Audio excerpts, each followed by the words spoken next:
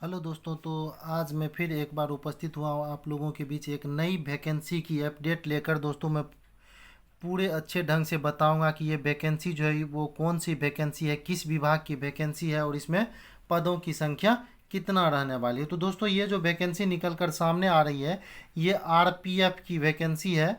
RPF, SI और constable की vacancy निकलने वाली है। उसी के बारे में आज हम लोग बात करने वाले हैं। इसका नोटिस 10 तारीख को निकला था दोस्तों। तो 10 को इसका नोटिस निकला है और इसका पिछला वैकेंसी नोटिस में पिछले वैकेंसी के ऊपर भी बात की गई है। 2018 में जो है इसकी पिछली वैकेंसी आई थी निकल कर सामने। उसके बाद इसकी वैकेंसी अभी तक नहीं आई है। अब ये आरपीएफ कांस्टेबल और एसआई की जो वैकेंसी है इसमें एग्ज़ाम जो है नोटिस में दिया गया है। इसका एग्ज़ाम जो है वो 2 फेज़ में होता है। पहला फेज़ का एग्ज़ाम आरआरबी द्वारा कंडक्ट किया जाता है और दूसरे फेज़ का जो एग्ज़ाम है वो दोस्तों आपके आरपीएफ के द्वारा सेकेंड फेज का एग्ज़ाम जो है वो कंडक्ट करवाया जाता है। तो दोस्तों, अगर आप चैनल पे नए हैं तो निश्चित रूप से चैनल को सब्सक्राइब कर लें। सेकेंड फेज का एग्ज़ाम जो है दोस्तों वो फिजिकल से संबंधित होता है, जिसमें आपका रनिंग हो गया, हाई जंप हो गया और लॉन्ग जंप हो गया। और ये वैकेंसी बहुत अच्छी वैकेंसी मानी जाती है दोस्तों। इसकी संख्या भी बहुत ज़्यादा रहने वाली है और बहुत जल्द ये वैकेंसी रेलवे में आपको देखने को मिलेंगी। अब इसमें एज क्राइटेरिया के ऊपर पहले बात कर लेते हैं, कब तक वैकेंसी आएगी उसके ऊपर भी हम लोग बात करेंगे। पहले इसका जो एज क्राइटेरिया है वो 25 से 28 के बीच में एज आपके होने चाहिए। ये जनरल के लिए है 25 से 28। वहीं इसमें ओबीसी के लिए 3 वर्ष छूट दिया जाता है ओबीसी को। और वही एससी एसटी को 5 वर्ष, यहाँ 3 लिखा हुआ दोस्तों, 5 कर लेंगे। यहाँ एससी एसटी को 5 वर्ष ऊपरी उम्र सीमा में। ठीक है दोस्तों, 25 से 28 के बाद, 28 के बाद 5 वर्ष, 8 5 13, यानी कितना 33 साल। एससी एसटी के लिए 33 वर्ष। अब यहाँ देखेंगे कांस्टेबल के लिए जो क्वालिफिकेशन रहने वाला है वो है दोस्तों 10वीं पास। 10वीं पास जो भी छात्र हैं वो कांस्टेबल के लिए अप्लाई कर पाएंगे। वही कांस्टेबल के लिए जो रिटेन एग्ज़ाम होगा, फिजिकल होगा और दोस्तों उसके बाद डॉक्यूमेंट वेरिफिकेशन। रिटेन एग्ज़ाम होगा, फिजिकल होगा और डॉक्यूमेंट वेरिफिकेशन, एक एक करके सब पे बात करते हैं। रिटेन एग्ज़ाम जो होगा दोस्तों उसमें कुल प्रश्न होंगे 120 क्वेश्चन होंगे आपके। वही 120 मार्क्स, कुल मार्क्स कितने होंगे 120। और समय आपको 90 मिनट का दिया जाएगा। और इसमें सबसे बड़ी बात यह है कि इसमें माइनस मार्किंग भी रहता है दोस्तों। तो इसमें -1/3 माइनस मार्किंग रहता है। मतलब 3 में, यानी 3 में आपके एक जो है कट जाएंगे सही में से। 3 गलत किया तो एक सही के माइनस हो जाएंगे। तो ये 1/3 इसका नेगेटिव मार्किंग है। वही इसके सिलेबस के ऊपर बात करते हैं तो रीजनिंग इसमें 35 मार्क्स के रीजनिंग पूछे जाते हैं। मैथ 35 मार्क्स के पूछे जाते हैं। और जीके जीएस से बहुत ही अच्छा 50 प्रश्न पूछे जाते हैं। जीके जीएस से कितने 50 प्रश्न पूछे जाते हैं। तो कुल मिलाकर सिलेबस में सबसे महत्वपूर्ण रहने वाला ये जीके जीएस। तो रीजनिंग, मैथ और जीके जीएस इसके सिलेबस में दोस्तों रहता है। यही इसी से प्रश्न इनके पूछे जाते हैं। 35 नंबर के रीजनिंग से, 35 नंबर के मैथ से और 50 नंबर के जीके जीएस से। ठीक है।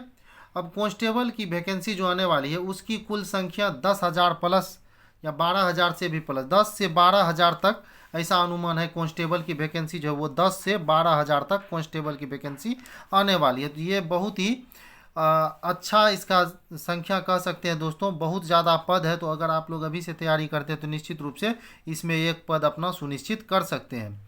ठीक है। आप सारी जानकारी ले लें, क्या इसका सिलेबस है, क्या क्राइटेरिया रहने वाला है, किस प्रकार से आपका सिलेक्शन होगा। सारे चीज़ को जान लेने के बाद दोस्तों अगर आप अभी से शुरू करते हैं तो एक पद निश्चित रूप से आपके कन्फर्म रहेंगे। तो ये कांस्टेबल के लिए 12,000 प्लस वैकेंसी आने वाली है।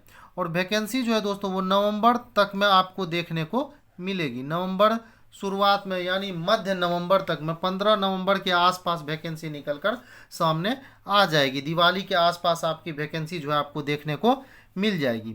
वही एसआई की बात करते हैं। सब इंस्पेक्टर के लिए जो पद है दोस्तों वो लगभग 2,500 से 3,000 पद रहने वाले हैं। सब इंस्पेक्टर के 2,500 से 3,000, यानी 2500 से 3,000 तक सब इंस्पेक्टर के पद इसमें रह सकते हैं।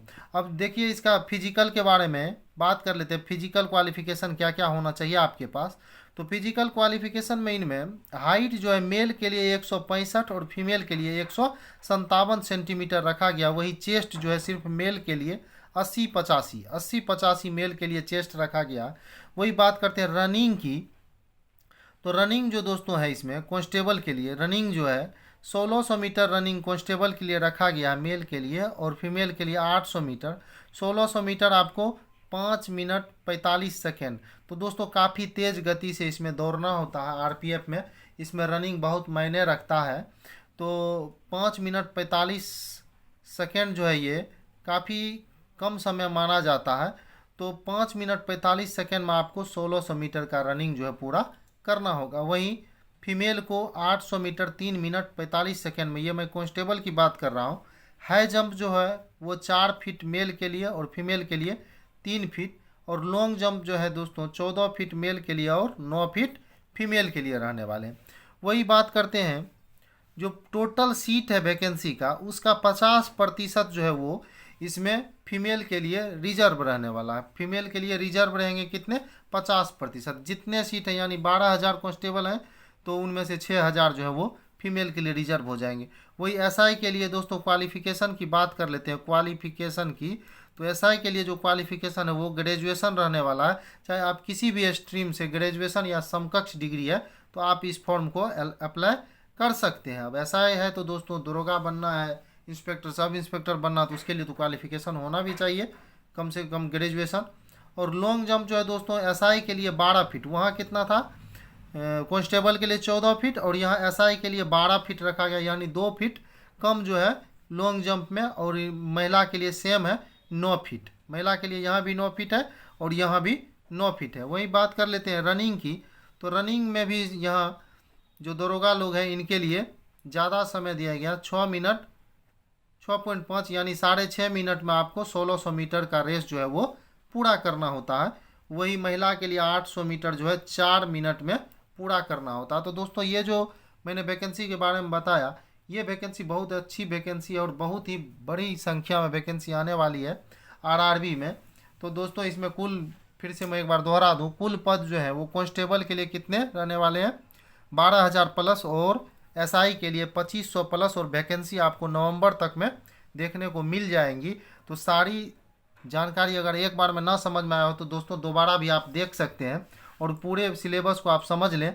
सिलेबस के ऊपर एक बार मैं फिर से बता दूं, 120 प्रश्न होंगे, रीजनिंग 35, मैथ 35 और जीके जीएस 50 मार्क्स के होंगे। और दोनों का सिलेबस सेम है, जो कांस्टेबल है और एसआई है, कांस्टेबल और एसआई दोनों के सिलेबस सेम ही इसमें रहते हैं। कांस्टेबल और एसआई के सिलेबस दोस्तों दोनों को सेम है, भले ही लेवल उसका ऊपर नीचे हो पर सिलेबस सेम ही रहता है। और निगेटिव मार्किंग भी रहता है, इसलिए ध्यान रखना होता है कि जितने प्रश्न आप जानते हैं उसी प्रश्न को करें, ना कि तुक्का मारें। तुक्का मारने में दोस्तों गलत बहुत ज़्यादा होने की संभावना रहती है, इसलिए तुक्का मारने में ज़्यादा अच्छा नहीं। यहाँ 5-7 प्रश्न 10 नंबर तक आप जो है, जिसमें 2 ऑप्शन पे जाके आप ठहर गए, मान लीजिए ए बी सी डी में से अगर आप सोच लेते हैं ए नहीं होगा, सी नहीं होगा, बी डी में से कोई एक होगा, तब यहाँ दोस्तों आपका तुक्का काम करेगा। अन्यथा तुक्का जो है चारों ऑप्शन में से किसी से आप कंफर्म नहीं है तो चारों में आपको सस्पिशन है तो दोस्तों तुक्का वहाँ पर काम नहीं करता। इसी स्थिति में आप लोग तुक्का ना मारने का प्रयास करेंगे और अभी से अपने तैयारी में लग जाए तो दोस्तों ये आप दोनों फॉर्म अप्लाई कर सकते हैं, कांस्टेबल और एसआई दोनों जहाँ हो जाए। पहले तो नौकरी मिलना अनिवार्य होता है। तो दोस्तों आई होप आपने पूरे वैकेंसी की जो क्राइटेरिया है, जो क्वालिफिकेशन है, सारे चीज़ों को किस प्रकार से चयन प्रक्रिया किया जाएगा, सारे चीज़ों को समझ लिया होगा। और अगर हो सके वीडियो अच्छे लगे तो चैनल को सब्सक्राइब कर लें, ताकि जैसे ही वैकेंसी की कोई और नई अपडेट आती है वो सब उसके नोटिफिकेशन सबसे पहले आपके पास पहुँचे। तो दोस्तों वीडियो देखने के लिए बहुत बहुत धन्यवाद। आई होप आपका दिन मंगलमय रहने वाला है। तो दोस्तों जय हिंद, जय भारत।